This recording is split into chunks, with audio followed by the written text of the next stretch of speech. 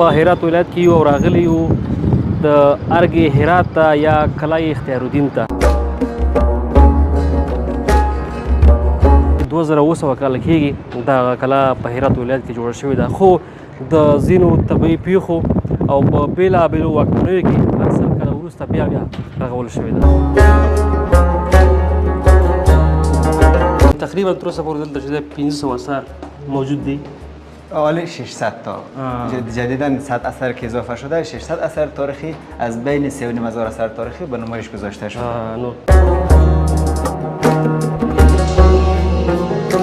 داخل از این مواد غذایی مینداختن و اینا رو داخل زمین جاسازی میکردن که دوام هر مواد غذایی بیشتر میشه. تقریبا چند سال قدامت داری؟ یا 300 سال قدامت داره، دور برای 300 سال. و قبل از اون از این دوران استفاده میکردن. از قدیم اینا پیمانه بودن. در قریه یکی دوتا از اینا بوده که جنس مواد خوراکی اینا تبادله که میکردن، همین پیمانه از اینا بوده. حالا که فعلا ما منی داریم، 1 من یا 2 من داریم.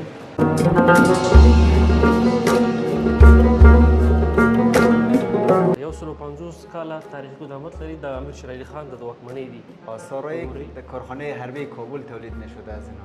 دا په خپله په کابل کې جوړېدل. دا څومره ښه خبره ده. د افغانستان ویاړ، د افغانستان ساخت، دا ټول پخوانیو مشران. این دو تا تفنگ بالا خورده که میبینید اینا آثارایی هست که از جنگ میوند از انگلیس ها به غنیمت گرفته شده. جنگی که مردم ارگ هرات قبلا یادآور شد 2 تا قلعه است، قلعه بالا و قلعه پایین. قلعه بالا شامل پادشاه و حرمسرا و کاروانسراها، خدم حشم پادشاه و سلاسازی و ضربخانه، و قلعه پایین جای سربازا و افسرهای نظامی، توامخانه، بعضی قسمت ها محل نگهداری اسبهای جنگی در اینجا بودن.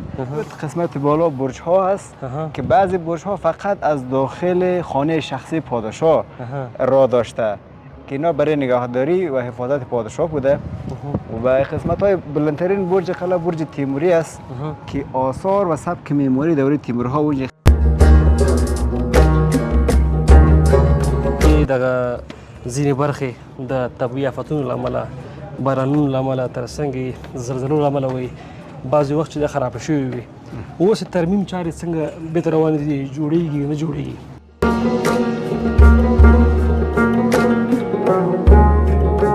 تقریبا د شرفمند صاحب په وینا چې 150 کاله دا هم تاریخ لري. نو ماشاءالله موږ چې ګورو په دغې دویم منزل ته چې سړی راوخېږي دا برجونه هم پکې زیات دي او پاس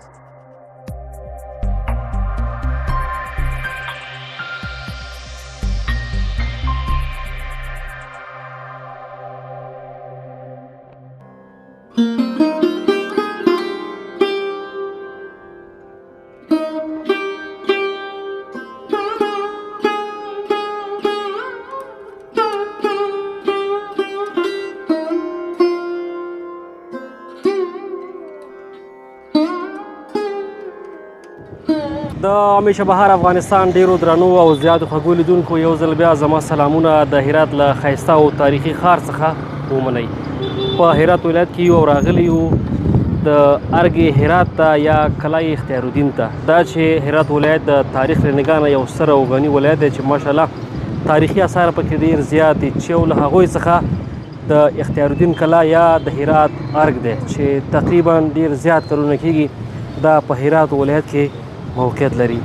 دا چې دغه کلا څومره وخت کېږي جوړه شوې ده، څومره تاریخي مخینه لري، څومره اوږدوالی لري او تاریخي ارزښت او اهمیت یې په څه کې دی، نو ورځو تاسو لپاره د همدغې کلا څخه معلومات او تصویرونه راخلو. نو هیره دې نه وي چې په دې کې د هرات ولایت موزیم هم شتون لري چې هغې کې نو بېلابېل ډوله تاریخي اثار د مختلفو واکمنانو د دورو ساتل کېږي او دلته ترې د هنري اثر لپاره ترې ګټه او استفاده کېږي. نو موږ ورځو نیغ په نیغه همدغه اختیارالدین کلا خبرې کوو تاسو لپاره معلومات راکړو په دې هیله چې تر پایه سره پاتې شئ او خبره راسره په مینه وګورئ. دا یې نو هغه عمومي دروازه ده کوم چې ښار ته مخامخ موقعیت لري. دننه بیا موږ کلا ته داخلیږو.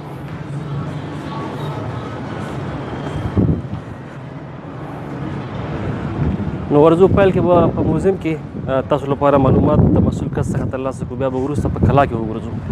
نو تر پایه راسره پاتې شئ. دا د کلا داخل دی چې تقریبا 3,000 متره مربع مساحت او اوږدوالی لري، چې داسې ویل کېږي چې 2700 کاله کېږي دغه کلا په هرات ولایت کې جوړه شوې ده، خو د ځینو طبیعي پیښو او په بېلابېلو واکمنیو کې هر سل کاله وروسته بیا رغول شوې ده.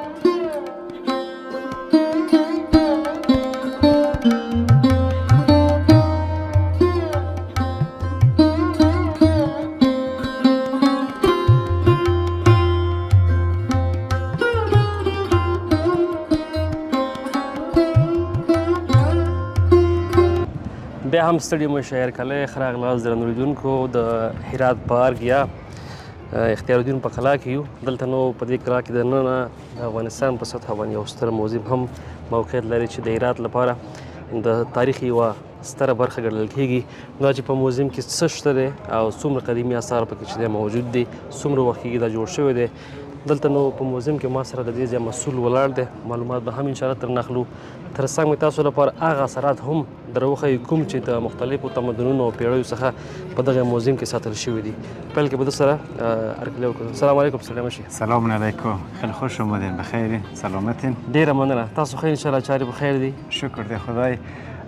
خوش اومدین به موزیم محلی هرات. امیدوارم که از مکانهای تاریخی و طبیعی هرات لذت ببرین و خاطره خوبی برای شما به یادگار بمانه.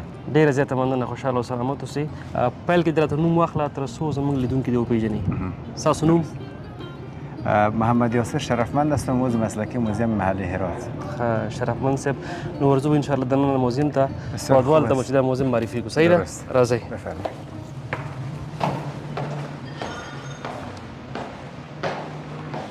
خیلی خوش آمدین به موزیم محلی هرات. موزیم هرات قدامت 102 ساله داره که برای اولین بار در زمان غازی شاه امان الله خان ایجاد شده. در زمان ما 1017 اثر تاریخی داشتیم، ولی الحمدلله 3,500 اثر تاریخی. آثاری که ثبت و سجل نشده باشه حدودا 4,000 اثر تاریخی داریم که حدودا 500 اثر تاریخی و شمول 100 اثر تاریخی جدیداً به نمایش گذاشته شده. دور برای 600 اثر تاریخی ما به نمایش گذاشتیم. این ویترین هایی که می‌بینید جدیداً امسال به نمایش گذاشته شده. یعنی تقریبا تر اوسه پورې دلته چې 500 اثار موجود دي.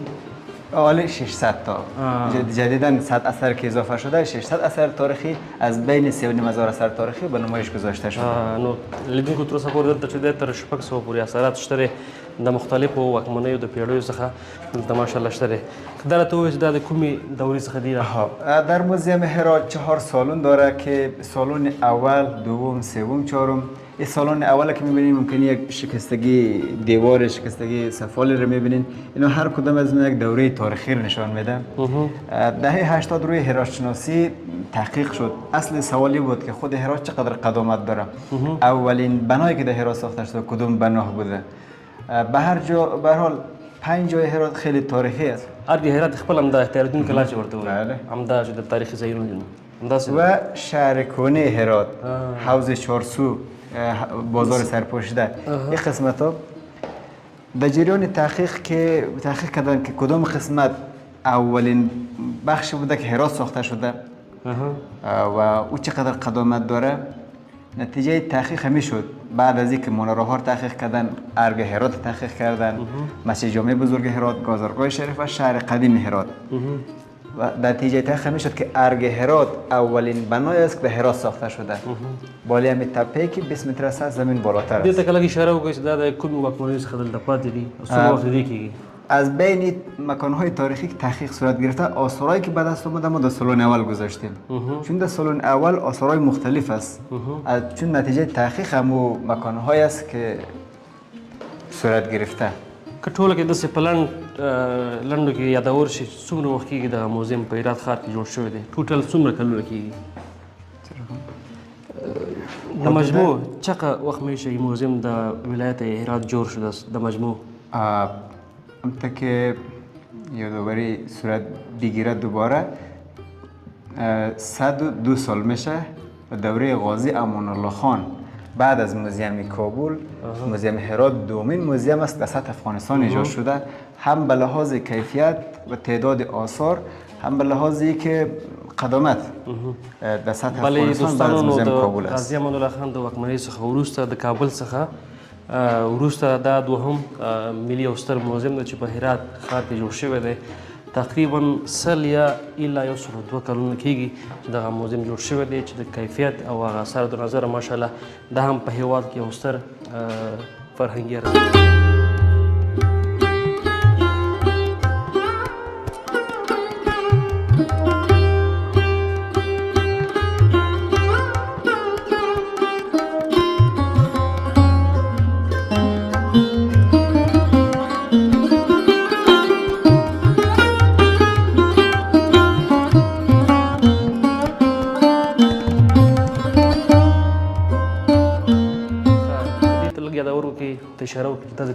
در جریان تحقیقی که انجام شده از جمله داخل ارگ هرات دو تا قلعه است. قلعه بالا مربوط به پادشاه و حرمسرا و خدم هشام پادشاه و سکه ضرب میکرده اون سلاسازی اینا. قلعه پایین جای سربازا، افسرهای نظامی و طعامخانه نظامی ها و بعضی امکانات نظامی ها در اینجا حفاظت نگهداری میشده. از جمله قلعه بالا اونجای پادشاه که تحقیق کردن همین مهر رو دو تا سرتیر پیدا شد. ما اینجا اصلش هم داریم ماشاءالله. اما مهر دا مهر دو تا سرتیرایی که میبینین خرد کسته. دا نو د هغې وخت مهرونه وو. تاسو ګورئ چې دلته اوس هم په دې موزیم کې ساتل شوي دي او تاسو هلته په انځور کې مو ولیده. اینا رو در لابراتوار تشخیص داد 2700 سال قدامت داره. او ماشاءالله. د دې نو په لابراتوار کې یو تشخیص شوی چې تقریبا 2700 کاله چې تاریخي قدامت لري چې ماشاءالله دا هم ډېر زیات عمر دی او چې اوس هم تاسو ګورئ دلته ساتل کېږي. از داخل ارگ هرات پیدا شده و قدامت ارگ هرات از لحاظ تاریخی با سند همین مهر ثابت کرد. ما قبل از او از لحاظ اسطوره‌ای فقط میگفتیم 4000 سال قدامت داره ارگ هرات، ولی از لحاظ تاریخی با سند میگیم 2700 سال قدامت داره. چون همین مهر 2700 سال تخمین زده شده. ډېر ښه. به لابراتوار تشخیص داده شده. که دې ځل کې اشاره وکړو چې دا د کومې پیړۍ دی او د کومو واکمنۍ څخه ساتل شوي دلته او څومره وخت دې کېږي؟ کلا این آثارهایی که به دست آمده بعضیشون از دوران اسلامی است، بعضیشون قبل الاسلام. آثارهای دوران اسلامی است. حدوداً تا 700 تا 950 سال تاریخ داره. ماشاءالله. تاسو ګورئ لیدونکو چې دا یو پکې ډېر زیات وخت کې ساتل شوي دي. دا نو هغه انځورونه دي چې دلته دوی لګولي په دې موزیم کې او د همدې اثراتو څخه چې دی اوس هم په دې بعضو شوکیسونو کې چې دی اوس یو نوم ساتل شوي بعضې نسخې دي پخوانۍ، بعضې دغه اثرات دي چې د تېرو پیړیو څخه. دا یو نو هغه مخکینی انځور دی چې تاسو اوس ګورئ چې ماشاءالله تاسو ته باندې کلا هم یا هم په انځور کې درښایي یا چې ارګ ورته وایي. دا یو نو اثرات دي چې کوم یو دلته چې دی ساتل شوي دي.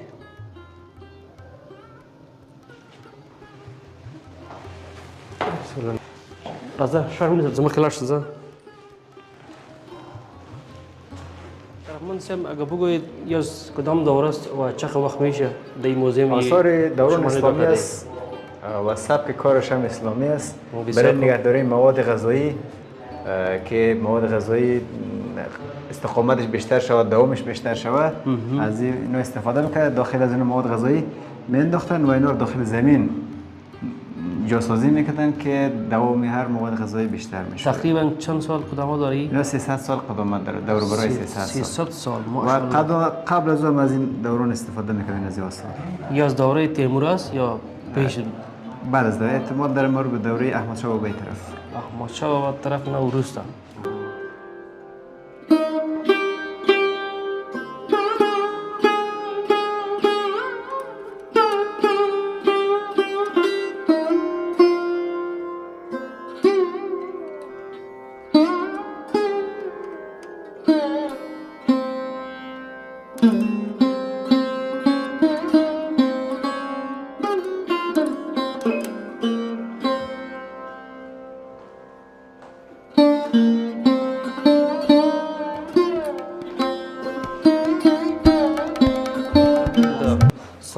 بگیم که اونجا چی انشالله میبینیم. ما شما انشالله معلومات میدیم در سالن دوم قسمت شرقی سالن مربوط به دوران اسلامی است و این طرف مربوط به آثار قبل از اسلام است. اول د اسلام څخه مخکې اثرات وګورو چې په دې موزیم کې ساتل شوي دي. دا د اسلام څخه مخکې هغه اثار دي کوم چې اوس هم د هرات په دې ستر او ملي موزیم کې شته دی. خب شرف ما در از کجا آغاز میکنیم؟ از این طرف یا این طرف؟ مشکل از طرف آخر. خب شروع کنیم. ما در اینجا آثار عصر سنگ داریم، عصر برنز داریم. همونطور که بیاییم آثار دوره هخامنشی و پارته ها اینا اینجا حفاظت و نگهداری میشه. حتی آثار دوران بودایی هم داریم که فعلا داخل طویلخانه موقعیت دارم. این سنگ هاست؟ اینا آثاری که میبینید اینا ممکنه کاربردهای خیلی مختلف داشته باشه ولی به شکل پایه های میز ستون ها از اینا استفاده صورت کلش سنگ است. کلش سنگ است. سنگ های دا نوریدونکو د میز لپاره چې د پښې دي چې دا د اسلام څخه مخکې دور هغه اثار دي چې اوس هم دا د هرات په دې موزیم کې ساتل کیږي چې ټول تیږې دي. دا نو ماشاءالله د افغانستان د قانونو افغانستان د خپل استخراج څخه په لاس راغلي دي. تاسو ګورئ چې ماشاءالله څومره ښایسته شکلونه لري چې تر اوسه پورې هم کیفیت کې چې دی داسې خاص تغییرات نه دي راغلي. خو شرفمند صاحب آثارهای عصر برنز میبینین بعضی‌هاش آثار عصر سنگ است که در اون زمان ابزارالات مردم کلا از سنگ بوده ولی سنگ هایی که صیقل داده میشده بسیار با ظرافت بیشتر. این به چه خاطر به کار میشده این چیز؟ اینا خب ظروف است که مورد استفاده قرار میگرفته برای دواجات و ادویه ها و چیزا حتی برای مواد غذایی و اونا هم خب شمعدانی بودن. شعله های آتش اینا انتقال میدادن کدام جایی به شمعدانی. اینا با آثارهایی هست. قدیمترین آثار او 5 تا سرتیر سنگی است که شما ببینید او وسط که است. لیدونکو نو بدبختانه باید ووایم چې دا ګروپ سوځېدلی دی، دلته نو روښنایي نشته دی ځکه اثار هم صحیح نه ښکاري. بخښنه کوئ دلته. دا ماشاءالله یوه ډېره ضروري برخه ده. ماشاءالله تاسو ګورئ چې دی کې فکر کوم این چاقو چی است؟ سرتیر سنگ است. او 5 تایی که زرد است اونا آثار عصر سنگ است که کمش 4000 سال قدامت داره. ماشاءالله 2000 سال تا 4000 سال ابزارالات مردم از سنگ بوده. د دې اثارونو تقریبا 2000 څخه ونیسه تر 4000 کلونو پورې وخت کېږي. دا نو فلزي شیان دي، دغه وخت لوښي دي او هغه ضروري لوازمات دي تر استفاده کېدل د مختلفو شیانو لپاره. خب این آثارهای تزئینی خانم ها بوده که زیورالات خانم ها بوده. از جمله میبینین این آینه بوده صورت خور میدیده. البته اینا سیقل میدادن. چیزی نشان نمیده این کلش سیاه است. سیقل میدادن. موادهای ترکیبی استفاده میکردن که صورت خور میدیدن. دا نو لیدونکو دغه وخت آینه وه چې خلکو پکې خپل ځان کتلو مخ کېدلو. تاسو ګورئ چې د پخواني وخت د دورو انسانانو دغسې شیانو څخه استفاده کوله. خب شرفمند صاحب این سانگه پیش گفتی امیر رقم نوام است یا این فرق داره؟ به نظر شما این کاربردش چی باشه؟ این خود چیزی بکسواری است. چی؟ خب بکس یعنی بکس بوده؟ نمیفهمم چی هستی؟ بسیار جالب است ولی این بعضی جوانا که میگن میگه دمبل است میته که دست خب بالا میکنه برای تمرین چی؟ برای جیم کی است؟ جیم ورزش اینا استفاده میکنه ولی در قدیم اینا پیمانه بودن. در قریه یکی دو تا از اینا بوده که جنس مواد خوراکی اینا تبادله که میکردن همین پیمانی از اینا بوده. حالا که فعلا ما منی داریم 1 من یا 2 من داریم یا حال کیلو شده. این قدیم از لیدونکو دا شرفمند صاحب ماشاءالله ډېرې ښې خبرې ته اشاره وکړه. دا چې اوس موږ تاسو په خپلو قریو کې مختلف ولایتونو کې من لرو کیلو لرو. دلته نو 1 من 4 کیلو دی او په ننګرهار کې چې دی بیا 1 کیلو دی. دا نو د هغې وخت من دی چې کله به یې دغه اجناس ترل که غنم به و جوار به و وریجې به وي مختلف شیان به و. دا نو د هغې لپاره هغه سیرو یا منو. نه پوهېږم چې دا به څو کیلو وي. چند کیلو می شرفمند صاحب؟ وزن نشده؟ خب دیگه چیزا چی است؟ اینا رو هم میبینین ممکنه ستون سنگ باشه یا ابزار برای نرم کردن و کوبیدن چیزی.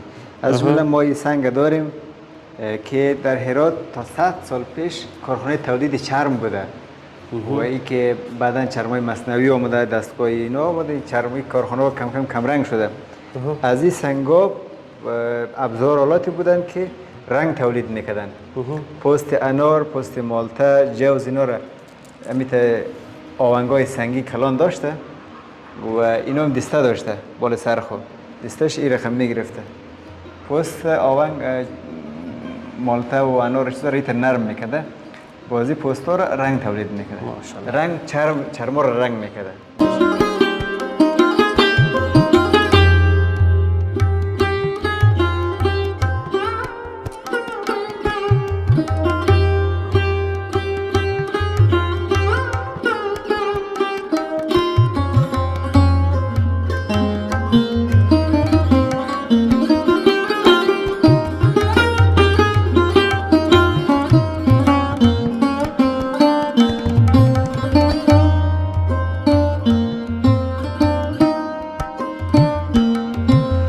بله درنو لیدونکو دا نو د اسلام څخه مخکې هغه آثارو چې د اسلام څخه مخکې کوم اثارات وو او کوم آثار وو، نو البته دا په دې موزیم کې شته دی. اوس به د اسلام څخه وروسته چې کومې واکمنۍ تېرې شوي دي، پیړۍ تېرې شوي دي، کلونه تېر شوي دي، چې هغه کې کوم آثار وو، نو انشاءالله شرفمند صاحب موږ سره مل دی، هغه به هم تاسو ته روښیي. خو بعد از اسلام از این طرف شروع میشه. آثار دوران اسلامی را شما ببینید از مناره های هرات آورده شده. خب بسیار قسمت بالای مناره ها انواع کاشه های دوره تیموری، کاشه های مقر، کاشه های افرنگ میگن، کلا آبرنگ استفاده شده. قسمت پایین از سنگ ها تزیین میشده. این از مسجد گوهرشاد است. بسیار امو دوره تیموری هرات پایتخت امپراتوری تیموری ها بود. یک از عجایب هایی بود که از یک کشورها وقتی سفیرها و نماینده ها می آمدن، امو قدرت و توانایی و شوکت پادشاه رو میدیده با می سبک معماری و ظرافت های خود. بله لیدونکو، نو لکه څنګه چې شرفمند صاحب یادونه وکړه د تیموریانو د دورې او د اسلام څخه وروسته، یعنې چې کله اسلام راغی هغې څخه چې د دغه یو اثار د تیموریانو د دورې د ګوهرشاه بیګم چې کوم په دې منارونو کې دغه لاندنۍ برخه چې ده دې کې دا کارول شوی دی او دا هم دلته د یو اثر په توګه ترې استفاده کېږي. دا یوه قوي تیږه ده چې پاس منارونه لا جوړ دي او دغسې فیروزهي شکلونو کې ډیزاینونو کې کاشي شوي وو او لاندنۍ برخه به ټوله دغسې وه. تاسو ګورئ چې دا تیږه اوس هم دلته ترې استفاده کېږي. دا ماشاءالله یو ښه اثر دی. خو شرفمند صاحب آثارهای دوران اسلامی رو که میبینید شما اینجا چی میبینید به این ظرف ها؟ کلش ماشاءالله بسیار مقبول است. چی چیز میبینید؟ که گل میبینید، دیگه چی میبینید؟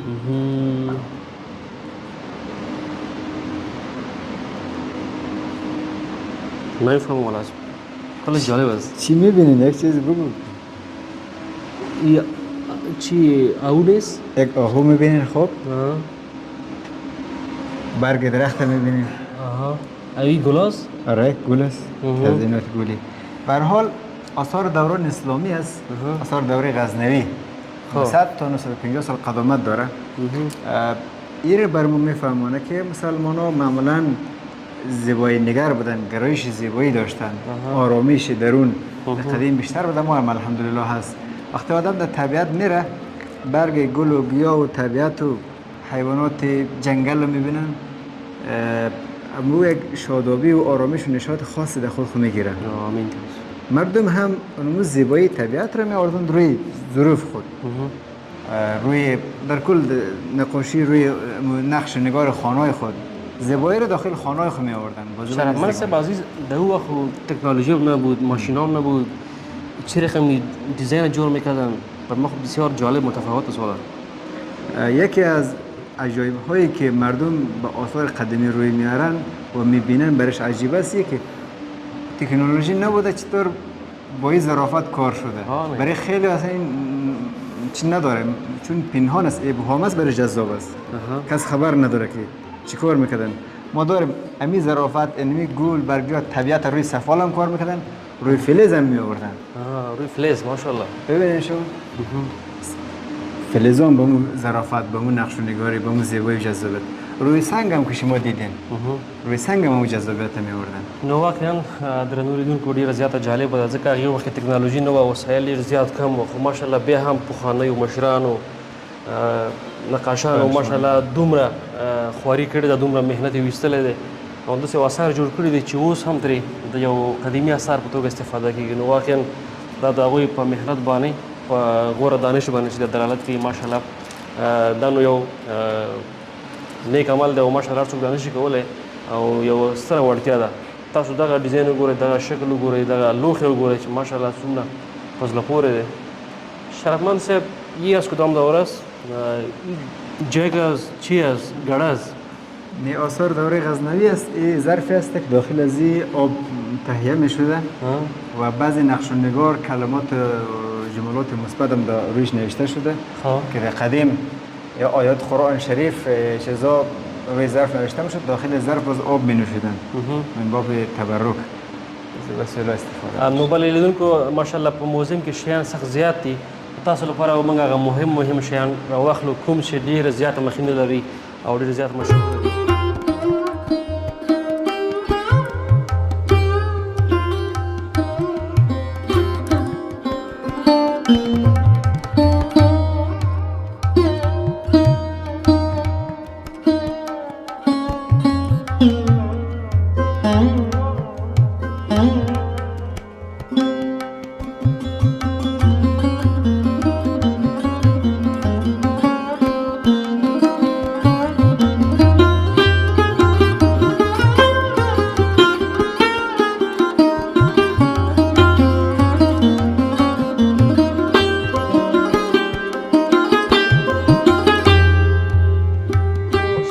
عزیز، اگر بگوییم در این موزیم کدام چیز بسیار مشهور است که مردم اول جمعه از دیگر ولایت‌ها از کشورهای خارجی اول باید چی را ببینن؟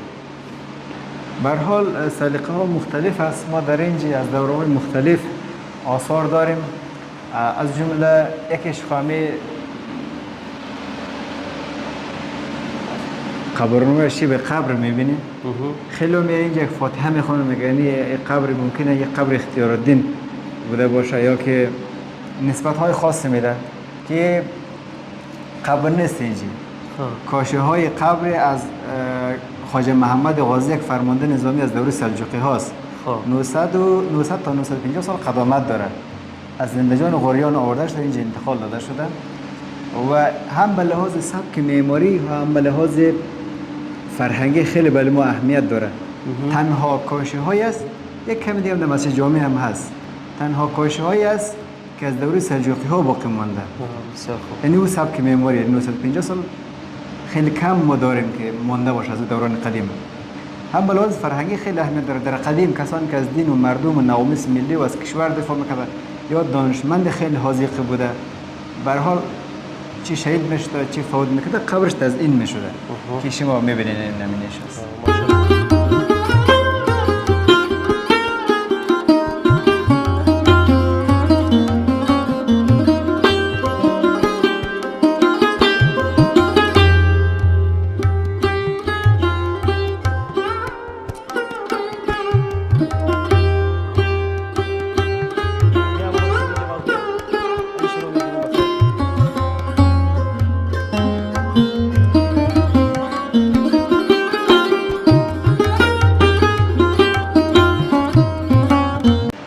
بله لیدونکو ستړي مه شئ، راغلو د موزیم درېیمې برخې ته چې ماشاءالله دلته زه ګورم دغه برخه بیا زما لپاره ډېره زیاته جالبه په دې ده چې زه ګورم ټول مخکینۍ اسلحې، ټوپکونه، تر څنګ دغسې توپونه چې ماشاءالله مخکې به ترې استفاده کېدله، اوس هم چې زه ګورم ماشاءالله په موزیم کې ساتل شوي دي. واقعا دا د افغانستان تاریخ یوه ستره برخه ده.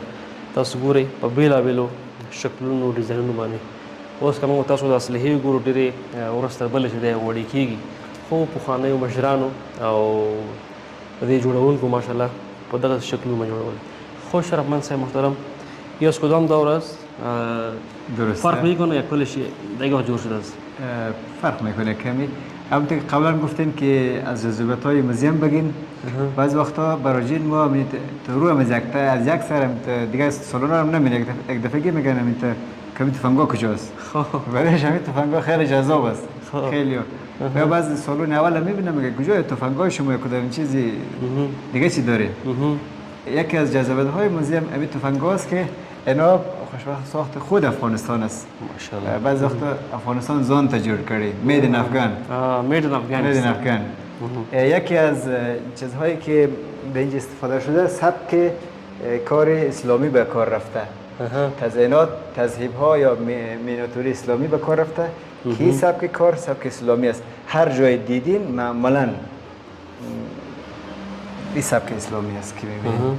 و از این تزیینات استفاده شده، تلاکوبی شده. شما این تزیینات در این جنب باز میبینید. هر جایی که از این دو وقت راکت بود، تو بود، چی بود این زینا؟ این آثارای است که 150 تا 160 سال قدامت در از دوره امیر شیرعلی خان است. او ماشاءالله 150 کاله تاریخ قدامت لري د امیر شیرعلی خان د واکمنۍ دي. آثارای د کارخانه حربی کابل تولید نشده از اینا. دا په خپل په کابل کې جوړېدل. دا څومره خبره ده. د افغانستان ویاړ د افغانستان ساخت. دا ټول پخوانی مشران. این دو تا تفنگ بالا خورده که می‌بینید. اینا آثارایی است که از جنگ میوند از انگلیس ها به غنیمت گرفته شده. جنگی که مردم هرات و فرمانده ایوب خان حرکت کرد به طرف قندهار بر علیه انگلیس ها که در ولسوالی میوند اونجا جنگ صورت گرفت بین افغان و انگلیس که در نتیجه افغان ها پیروز شد و از این تفنگ ها مردم هرات زیاد به غنیمت گرفتن. ما چند تا به نمونه گذاشته بازیم هم داریم بازم خانه. شهرمان صاحب اگر بگوین که شما این اثرات از کجا میکنین، از کجا پیدا کردین؟ خب بسیار سخت است. اگر شما یک دانه پیدا میکنین باز بسیار سخت نیست. آثاری که داخل موزیم هرات است نمیشه خب مردم هرات هدیه دادن به موزیم. شما در جریان هستین. ما آثارای ما بعضی آثارای ما توسط نظامی ها که وقتی از میدان هوایی یا کدام از مرزها اینا از قاچاقبرها اینا کسی که میبرن بگیر میآین از اونجا نظامی ها برمیگردن به موزیم دادن میشه.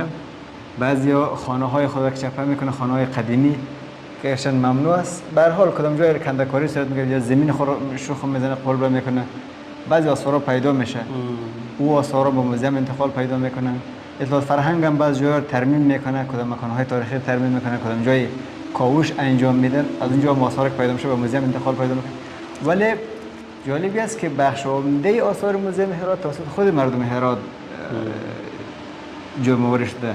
آثارا به نام امو شخص ثبت میشه و تیم داره که ما خود مسئول هستیم که آثار حفاظت و نگهداری بکنیم. این چی هست؟ این زری است که 300 سال قدامت داره. آثار دوران و کسانی که زری را میپوشیدن اول نمده به جان خود میکردن با زری را بالش میکشته. ضد شمشیر و نیزه کمان بوده. دام د زری ده پخوانی و جنگیالی و یا عسکرو په ځان لپاره چې د استفاده کوله د توري او د غشو چې د زدو او بازی کلاس. اینا کلاه‌هایی است که در جنگ‌ها مخصوصا در جنگ‌های معاصر از اینا استفاده میشه. و مرمی‌های توپ است. این مرمی‌های توپ است. مرمی‌های توپ است. دی باز بارود هم جای به جای میشد. اینا توپای دهنپور اول بارود می‌ریختن. باز ساجمه همین ساجمه‌های کلان همین تیرار می‌ریختن. باز آتش می‌زدن. هوی از کدام دور است؟ ما در کل یک اثر تاریخی داریم، یک شیب با آثار داریم. هر اثری که ساخت دست انسان باشه 100 سال تیر شوه معمولا آثار تاریخی میگن که مثل چی که داریم ما سراوک کارت که داریم 200 سال قدامت داره. و این شمشیر که میبینین اینا کرچ یا کرچ آثاری است که از دوره اعلیحضرت ظاهرشاه دوری این آثار شیب آثار است، یعنی شیب تاریخی گفته نمیشه. 83 سال اینا قدامت داره. تنها اثری است که 83 سال قدامت داره. دیگه آثارای ما از 100 سال کلن بالا است تا 4000 سال هم اثر داریم ما. ماشاءالله دا نو درې ته کله کېږي ظاهرشاه د واکمنۍ دورې دلته ساتل کېږي.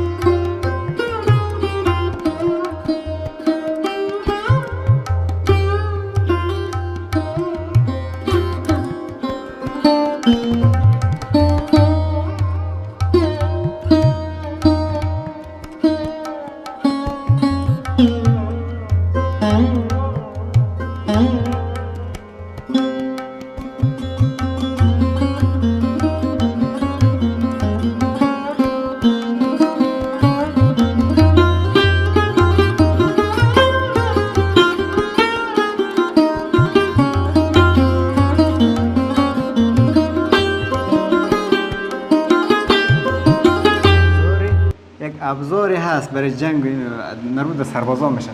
اینا مربوط به باردانی میگفتن. باروت می تفنگ ها داخل از اینا بوده. باروتی به هر حال شما هم نزدیک گفتین مربوط به سربازا میشن دیگه، درسته؟ این تفنگ ها دهنپور بودن. باروت میرسن بسیار ساجنا جالب است، میرفتن. بسیار جالب است. تو معلومی است در چیز وارد نیست آوت میخوره. آره فتاگم میتونه. این مقاله است که 500 سال قدامت داره. در دوران وقت پادشاه محفل برگزار میکرده مشک و عود و عنبر داخل از اینا مینداختن با کمی آتش که میزدن کلا هم محفل خوشبو میکرد. به شکل این باز چیزایی است. آثارهایی است که ما جدیداً به نمایش گذاشتیم و اینو نارنجک های قدیمی بوده که بارود داخل از اینا میریختن. از سفال سوخته شده ولی به اندازه سنگ محکم است. بسیار جالب. اینو همون باردانی های است که شما میبینید. دانو بخاری پخوانی بارودانه وی اولند شده د اگه نه جوړ شوی خو د اوس په نو کلک دي ماشاءالله څومره چې د نوښتونه کړي دي هیوادوالو البته کوم چې مخ تیر شوی دي خو شرفمن صاحب پیش میریم ان شاء الله.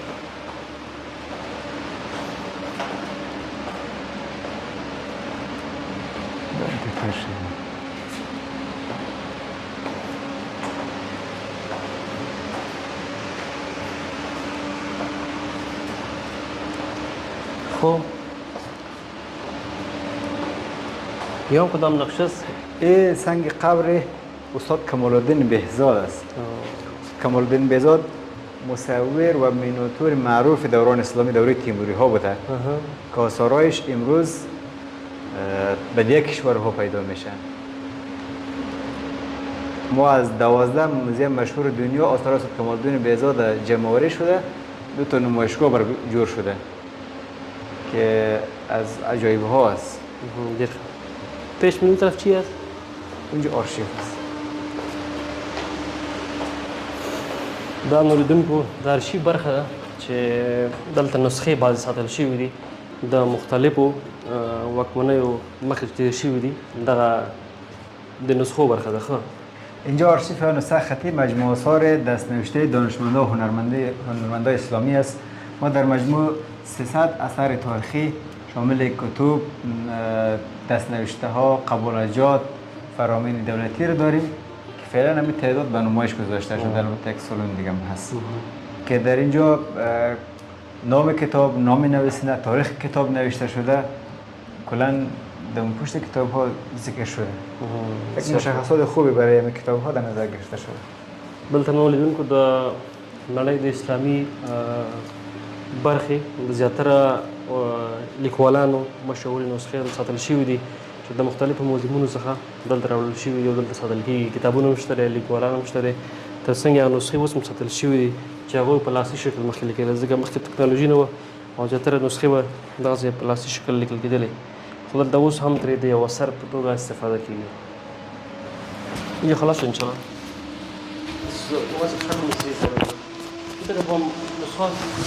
اون طرف هم نسخه هست که میبینید. نمیدونیم که کافی است.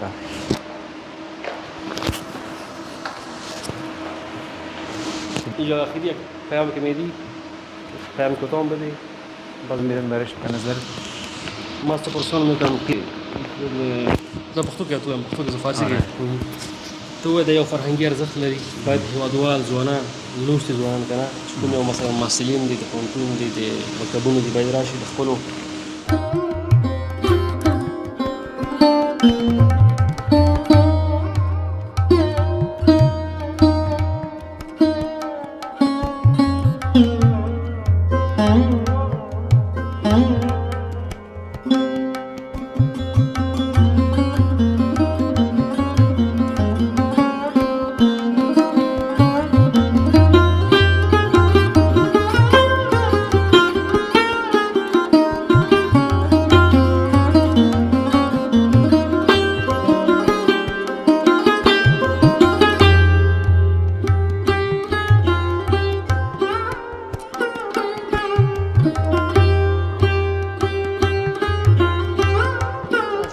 محترم دا راته ووایه چې دغه اختیار الدین کلا څومره وخت کې په هرات ښار کې جوړه شوې ده، څومره تاریخ لري ده؟ ارگ هرات که فعلا مشهور به قلعه اختیارالدین است. یک از مکان‌ها، یک از آباده‌های تاریخی مشهور ولایت هرات میباشه. در که هرات را به ارگ هرات و به منارهای هرات و به خواجه عبدالله انصاری و به مسجد جامع بزرگ هرات بیشتر میشناسند. مکان علم و فرهنگ و باستان. ارگ هرات همونطور که همه مردم هم در جریان است، از لحاظ تاریخی 2700 سال قدامت داره. 2200 کال نو تاریخی قدامت لري دا کلا که ما قبلا هم یادآوری کردیم آثارهایی که از داخل از اینا پیدا شده فعلا داخل موزیم هرات به نمایش گذاشته شده. اونا سند و اسناد است که تاریخ ارگ هرات را تثبیت کردن. ولی از لحاظ اسطوره‌ای یعنی که بدون سند از دهن مردم ما شنیده باشیم ارگ هرات 4 تا 5000 سال قدامت داره. ماشاءالله. که بالای همین تپه که 20 متر از زمین بالا ساخته شده. دو دروازه داشته، دروازه شمالی و جنوبی. شمالی مخصوص خود پادشاه بوده و جنوبی مخصوص مراجعین پادشاه بوده. شرمان صاحب دا راته ووایه چې دغه کلا څومره مساحت لري، اوږدوالی څومره دی او دې کې څومره برجونه دي، څومره اتاقونه پکې دي؟ ارگ هرات قبلا یادآوری شد 2 تا قلعه است، قلعه بالا و قلعه پایین. قلعه بالا شامل پادشاه و حرمسرا و کاروانسراها، خدم حشم پادشاه و سلاسازی و ضربخانه، و قلعه پایین جای سربازا و افسرهای نظامی، توامخانه، بعضی قسمت ها محل نگهداری اسبهای جنگی در اینجا بودن که شامل 21 برج میشه. از شرق به غرب 250 متر طول داره، 60 تا 70 متر عرض دارن. در مجموع 17500 متر مساحت داره که شامل اگر پارک شمیران در نظر بگیریم که قبلا اینجا خندق بوده، 33000 متر مربع مساحت کل ارگ هرات و پارک شمیران که پارک اطرافش است احاطه شده که بسیار مکانی بزرگ است از لحاظ ماشاءالله. لیدونکو نو د اختیارالدین کلا تقریبا 3300 متر مربع 3000 البته وبخئ 3000 متر مربع مساحت لري چې ماشاءالله ډیره غټه کلا ده. دې سره نو پارک هم پیوست دی، یوازې دا کلا نه ده. خو که دومره راته ووایي شرفمند صاحب چې دې ته د اختیارالدین کلا ولې وایي؟ دا خپله دلته ژوند کړی اختیارالدین که څه حساب دی؟ اصل گپ این است که این قلعه نسبت داده شد به دژ شمیران که باید این رقم مشهور شود، مشهور به دژ شمیران شود، چرا که اولین بار قلعه را شمیران ساخته 2700 سال پیش. بالای همین تپه شمیران یک قلعه را ساخته، اطرافش هم خندق بوده که خندق هم تا اول دوره کرزی وجود داشته. نکته دومی هم که فعلا هم کمی شهرت دارن به ارگ هرات و ای که اختیارالدین قلعه را بازسازی کرده، ترمیم کرده. این خود به دهن مردم افتاده، به هر حال عرف شده این خود درست، ولی اختیارالدین کسی بوده که دوره مغولای قلعه تخریب شده بوده، آسیب شدید دیده بوده. اختیارالدین یک فرمانده نظامی از آل کرد بوده که این قلعه را دوباره بازسازی کرده به شکلی که فعلا هست. دوره تیموری ها پخته کاری شده. پخته کاری هایی که میبینین 500 سال پیش دوره تیموری ها انجام شده. داسې معلومات تاسو ته شته چې دا کلا په څومره وخت کې جوړه شوې ده؟ مثلا یو کال کې، یو نیم کال کې، 2 کالونو کې؟ البته معلومات دقیق به دست ما نیست. نظر به دوره های مختلف روش کار صورت گرفته، گسترش پیدا کرده و ترمیم شده. دغه اتاقونه چې اوس پکې دي که نه، بعضې باندې دغه لوحې لګېدلې دي، ډېره اوس څه لپاره استفاده کېږي؟ دغه اوس چې بعضې اتاقونه پکې دي نظر به زمانهای مختلف البته کاربردهای خاص خود داشته. موزیم که شما میبینین که پیشتر هم رفتین محل نگهداری اسبای جنگی بوده یک زمانی. البته یک زمانی محل نگهداری آذوقه یا مواد خوراکه بوده.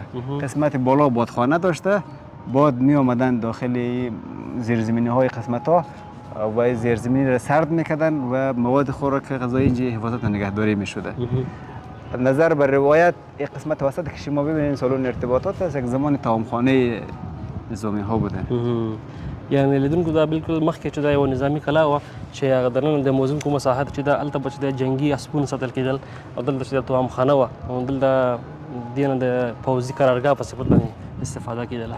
نو ماشاءالله پخوانیو مشرانو دغسې په ځانګړو نقشونو باندې د خپل کورونه ځان لپاره پوځي قرارګاه جوړولې. که دا راته ووایي شرفمند صاحب دغه برجونه څه لپاره دي، تر څنګ دغه نور ځایونه څه لپاره دي؟ البته که گفته شد قسمت بالا برج ها هست که بعضی برج ها فقط از داخل خانه شخصی پادشاه را داشته که اینا برای نگهداری و حفاظت پادشاه بوده و قسمت های بلندترین برج قلعه برج تیموری است که آثار و سبک معماری دوره تیمورها اونجا خیلی مشهود است که شما میبینین و نزدیک پرچم ها رو که میبینین پشت سر پرچم ها بلندترین و بزرگترین برج قلعه همون برج است به نام برج تیموری یاد میشه. دا راته ووایه شرافمند صاحب چې دغه کلا د هرات لپاره څومره تاریخي ارزښت لري؟ همونطور که قبلا یک مقدار یادآوری صورت گرفته که هرات را به این آبادهای تاریخیش میشناسن. خدمات هرات را، فرهنگی بودن هرات را، تمدن هرات به می آباده هایش، به می کلان ها و دانشمندایش میشناسن. ارگ هرات یکی از آباده های لږ پاس جګي و شرافمند صاحب بیا به انشاءالله مشهور ارگ هرات است که به هرات جایگاه خاصی داده.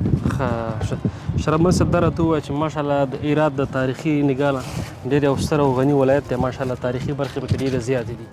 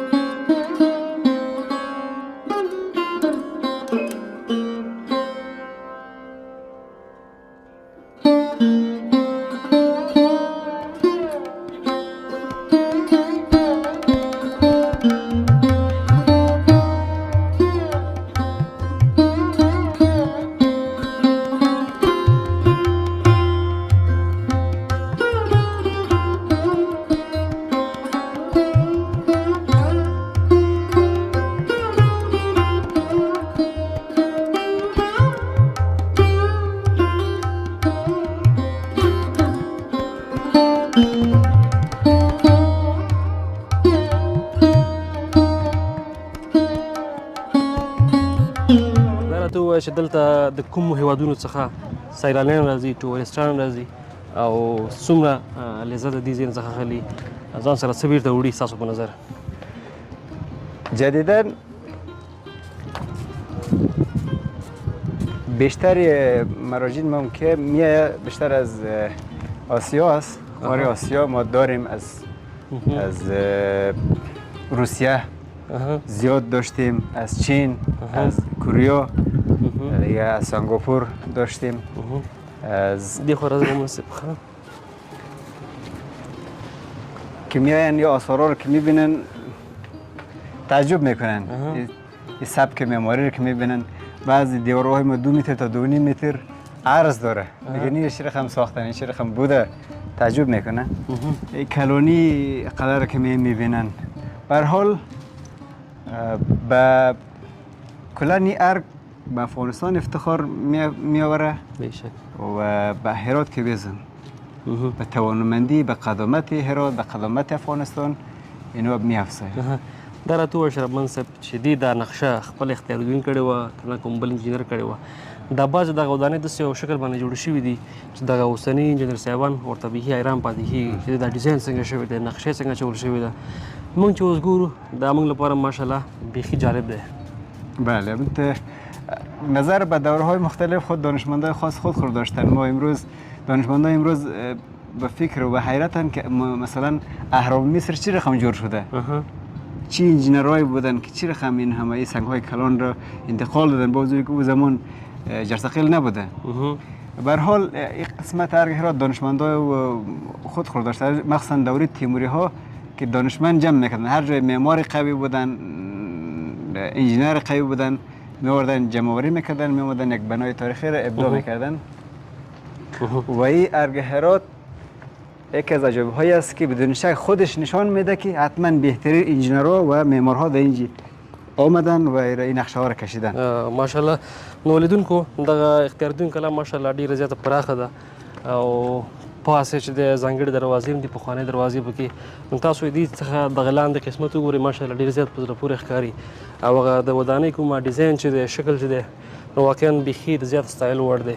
دا راته ووایه چې شرافمند صاحب د دې دغه ځینې برخې د طبیعي آفتونو له امله بارانونو له امله ترڅنګ یې زلزلو له امله وایي بعضې وخت چې دا خرابه شوې وي اوس یې ترمیم چارې څنګه بېرته روانې دي جوړېږي نه جوړېږي 3 سال پیش ارگ هرات قسمت از برج‌هایش آسیب دید به دلیل زلزله که در هرات صورت گرفته بود و الحمدلله مدت 1 سال میشه 8 ماه تا 1 سال میشه که ترمیمات جریان داره و در حال کار شدن که قسمت های برج‌ها کلا خلاص شده و بعضی قسمت ها مخصوصا قسمت های ارگ پایین قلعه پایین که جای سربازا افسرهای نظامی بوده در حال ترمیم است.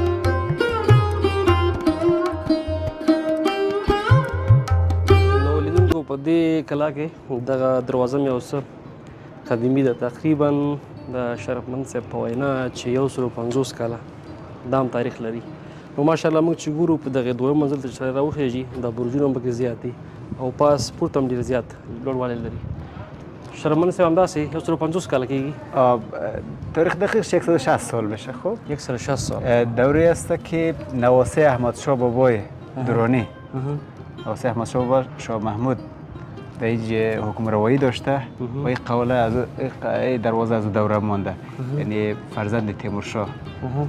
دی پلو چه برخه و دی پلو چه برخه؟ خب اول تا که گفتم یک دروازه جنوبی داشته که مراجعین پادشاه کسانی با پادشاه کار داشتن هرچی که نیاز داشته ملاقات میکرده از این دروازه می آمده و این دروازه مخصوص خود پادشاه بوده و که رفت آمد میکردن کالسکه پادشاه به پشت می ارگ بوده رژه نظامی ها پادشاه بیرون میشدن نظامی خود میدیدن پیش رژه میرفتن همین کلانی میدان بوده این قسمت ها. خپل اختیارات د پادشاهی وخت هر پادشاهی که بوده ولی یکی از کسانی که بسیار مقتدر بوده اختیارالدین بوده.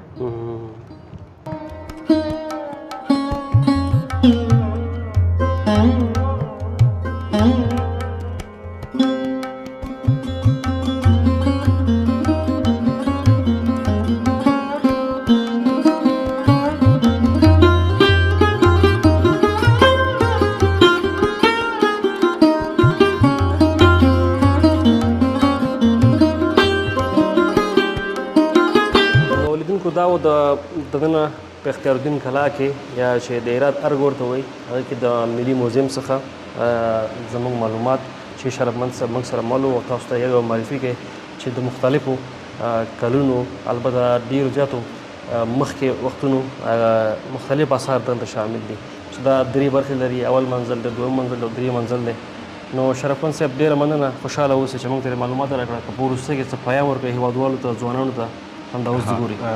تشکر. پیام ای است که هر کس به زعم خویش به اندازه توان خویش به اندازه مسئولیتی که خودش در قبال جامعه خود داره بیان آثار را به نمایش بگذارن چی صفحات مجازی مثل شما آقای باورسه و همچنان دیگه دوستایی که هست دیدن آثار قدیمی و با خبر شدن از گذشته انسانها را مخصوصا جوانان را بیدار میسازه و بدون شک یک تحرک میشه که برای یک حرکت دوباره جهشی برای آینده بهتر میتونه باشه. ډیره مننه شرفمند صاحب خوشحاله اوسئ قربت. نو لیدونکو ډیره زیاته مننه چې موږ سره مو دغه خپرونه د هرات له تاریخي ولایت څخه او بیا د ارګ هرات یا اختیارالدین له تاریخي کلا څخه د پیل څخه تر پایه پورې ننداره کړه. دغه و د همدې کلا څخه تر څنګ د هرات له ستر موزیم څخه زموږ معلومات او خپرونه په دې هیله چې معلومات مو ترلاسه کړي وي او دغه پخواني آثار مو یو څه لیدلي وي او په اړه یو څه معلومات تاسې هم ترلاسه کړي وي. تر یوې بلې دغسې نوې خپرونې سره چې زه بیا ستاسو په درانه چوپړ کې حاضرېږم ما ته اجازه راکړئ تر بیا د دې وښې چارې لویه الله مو همیشه بهار پروډکشن ستاسو د اعلاناتو باوري ادرس. خپل تجارت ته وده ورکړئ او بریا حاصل کړئ. د تماس شمیره 00250 15